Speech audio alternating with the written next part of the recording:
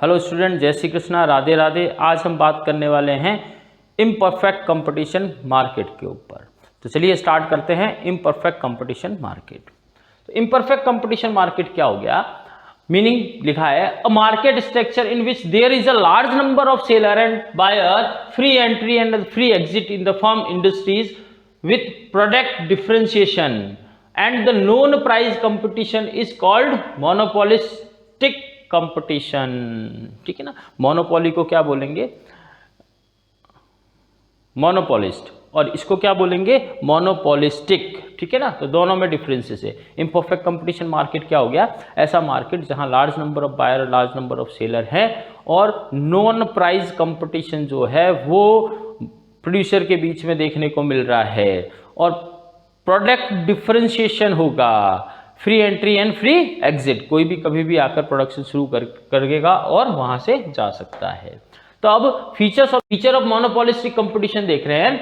पहला है large number of seller. In this market there are the large number of seller, each seller supplied a small part of the total supply in the market, like the little shop hold a small part in the shop market. Little shop produce has monopoly in his production but he has to compete with other shop producer। भाई इसने बताया कि large seller जो है वो product के होंगे, product differentiation होगा और हर प्रोड्यूसर जो है वो अपनी सप्लाई का एक छोटा सा पार्ट जो है उसको रखता है और उसकी अपने खुद के प्रोडक्ट में मोनोपोली हो सकती है, लेकिन उसे मार्केट में दूसरे सेलर के साथ में कंपटीशन करना पड़ेगा। फिर क्या है? Product differentiation. In the monopolist competitive market the product produced by the different seller of the different brand may differ from on the basis of size, color, design, packing, etc. Produce of different brand are not perfect substitute, but these are close substitute of the one another, like Liril, lux, Johnson, Dettol shop etcetera. ये कहना चाह रहा है कि भाई product differentiate होगा। भाई product तो सब एक जैसा बना रहे हैं, लेकिन उसमें उनके कलर, पैकिंग और क्वालिटी के हिसाब से जो है उसके अंदर चेंजेस रहेंगे। अब जो प्रोडक्ट वो बना रहे हैं उनका एक परफेक्टली सब्स्टिट्यूट तो नहीं है मार्केट में, लेकिन उसका क्लोज सब्स्टिट्यूट है। जैसा कि हमने एग्जांपल में देखा भी, जो लिरिल सोप है तो सोप का क्लोज सब्स्टिट्यूट आपको लक्स, जॉनसन या डेटॉल जो है वो मिल जाएगा। फिर उसके बाद में थर्ड जो पॉइंट है, free entry and free exit. There is a no restriction entry of the new firm into the market और on exist on the existing firm from the market. यानी यहाँ फ्री एंट्री और free exit है, कोई भी कभी भी आकर प्रोडक्शन शुरू कर सकता है और वहां से जा सकता है। फोर्थ क्या है? Non price competition. जितनी भी फर्म हैं उनके बीच में कंपटीशन नॉन प्राइस है, यानी वो क्या करेंगे? Heavy expenditure on advertisement. ठीक है ना। एनीवे पढ़ते हैं इसको। इन अ monopolistically competitive market, seller do not try to compete by reducing the price of the product। है ना, कंपटीशन के लिए वो अपनी प्राइस को कम नहीं करेगा, but they compete on the basis of advertisement, production of better product, after sale service and so on. तो वो क्या करेंगे? एडवर्टाइजमेंट और अपने प्रोडक्शन को बेटर बनाएंगे। दूसरा, आफ्टर सेल सर्विस जो है वो प्रोवाइड कर क्या कर सकते हैं? एक दूसरे से कंपटीशन जो है वो करेंगे। अब equilibrium in the under monopolistic competition. भैया इक्विलिब्रियम कहाँ होगा? तो जितनी भी फर्में हैं सब में इक्विलिब्रियम की कंडीशन जो है, number 1 MR equal to MC होना चाहिए और MC cut MR from below होना चाहिए। एक फर्म इक्विलिब्रियम की कंडीशन में तब होगी जब उसे प्रॉफिट मैक्सिमाइजेशन होगा। तो बात करते हैं equilibrium of the firm under the monopolistic competition. A firm is said to be in the position of the equilibrium when its maximizing its profit to maximizing the profit of a firm. It has to satisfy the following two conditions. Number 1 MR equal to MC. Number 2 MC curve should cut MR from below. Under the monopolistic competition a firm has to reduce the price of product to sell more unit। यानी यहाँ क्या करेगी? Firm अपनी cell को increase करने के लिए price को रिड्यूस कर सकती है। और AR curve is downward to the right from MR curve is always below the MR curve. तो वही सारे मार्केट के अंदर यही चीज निकल के आ रही है कि भाई कौन कौन से मार्केट के अंदर आपका मोनोपोली और इम्परफेक्ट कंपटीशन मार्केट जो है इन दोनों के अंदर ही क्या है कि भाई यहाँ फर्म की अपनी ओन प्राइस पॉलिसी होती है और वो क्या कर सकती है कि एक्स्ट्रा माल को सेल आउट करने के लिए अपनी प्राइस को रिड्यूस कर सकती है। दैट्स वाई AR और MR दोनों ही डाउन स्लोप में होंगे और AR always greater than MR।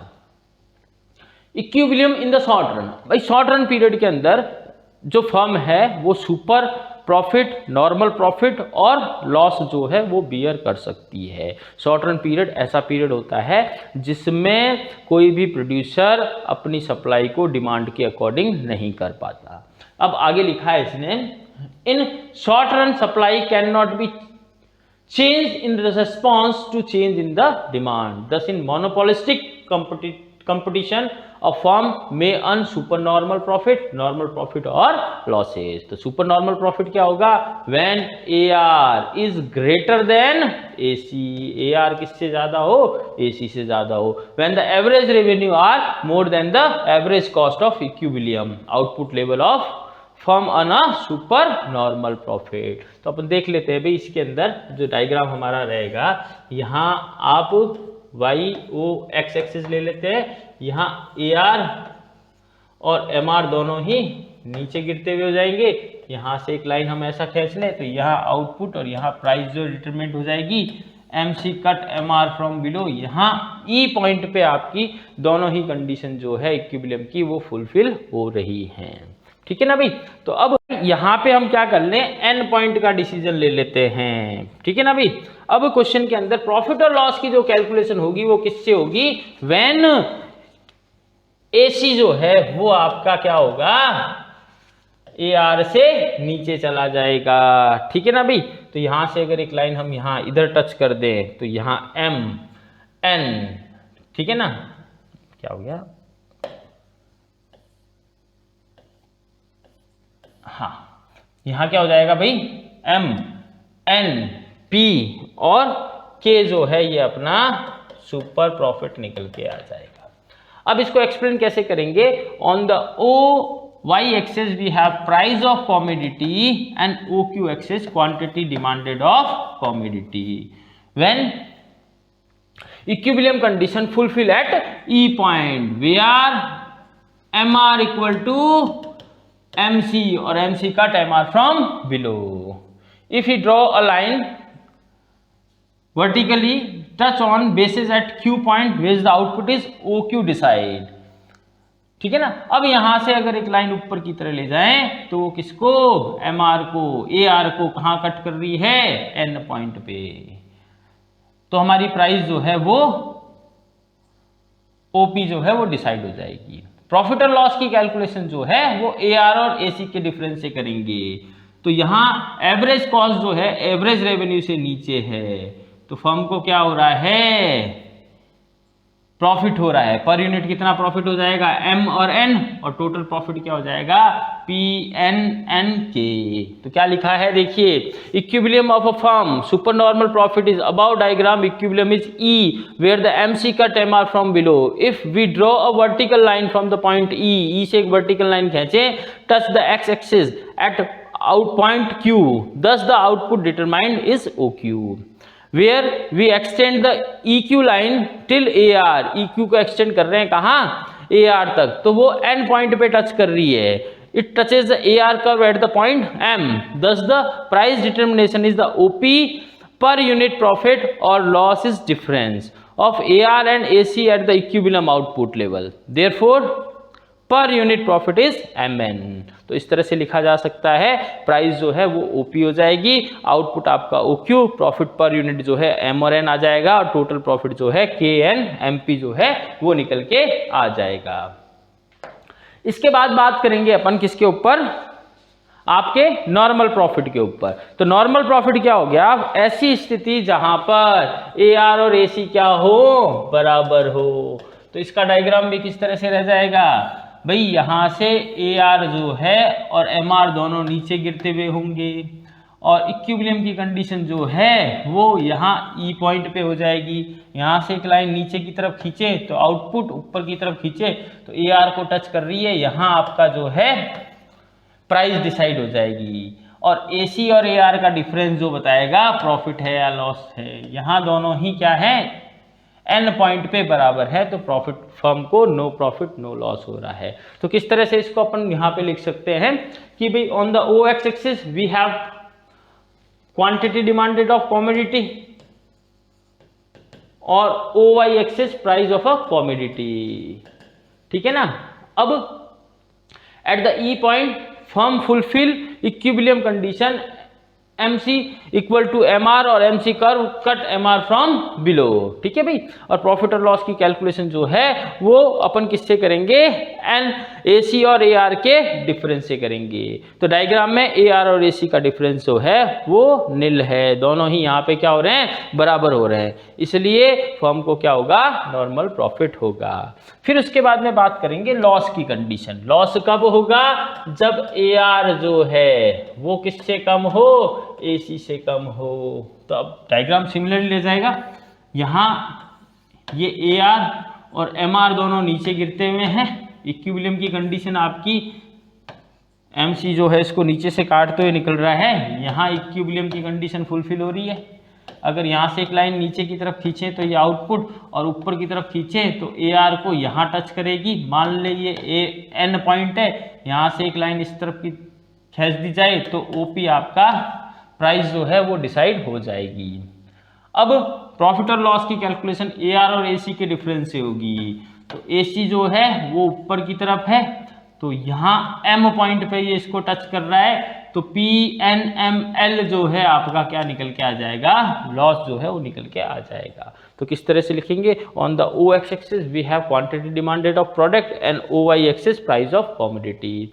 If equilibrium condition fulfil at point E, यहां से एक लाइन अगर नीचे की तरफ खींची जाए तो OQ हमारा आउटपुट डिसाइड हो जाएगा, और ऊपर की तरफ खींचें तो AR को जो है N बिंदु पे टच कर रही है, N पॉइंट पे टच कर रही है, वहां आपकी प्राइस जो है वो डिसाइड की जाएगी। प्रॉफिट और लॉस की कैलकुलेशन जो है वो AR और AC के डिफरेंस से करेंगे। यहाँ जो आपका AC है वो AR से ज़्यादा है, तो फर्म को पर यूनिट MN और टोटल जो है लॉस इतना हो जाएगा। तो यही सारी चीज़ यहाँ पे लिखी है, देख लीजिए। अब वही क्वेश्चन आ रहा है कि now a question raise have why a firm continues his production when he is bearing the loss. भाई एक फर्म अपने प्रोडक्शन को क्यों कंटिन्यूस लगती है जब उसको लॉस हो जाए, क्योंकि वो अपनी जो एवीसी है, एवरेज वेरिएबल कॉस्ट जो है उसको रिकवर कर रही है, और फ्यूचर में ये सोचती है कि जो भी लॉस मेरा हो रहा है वो फिक्स कॉस्ट की वजह से हो रहा है, इसको भी वो रिकवर कर लेगी, इसलिए वो अपनी फर्म को कंटिन्यूस रखती है। अगर एक फर्म अपनी फिक्स कॉस्ट को भी, यानी एवीसी कॉस्ट को, जो एवरेज वेरिएबल कॉस्ट है, उसको भी रिकवर नहीं कर पाती है, तो फिर फर्म को बिजनेस शट डाउन करना पड़ेगा। अब बात करेंगे लॉन्ग रन पीरियड।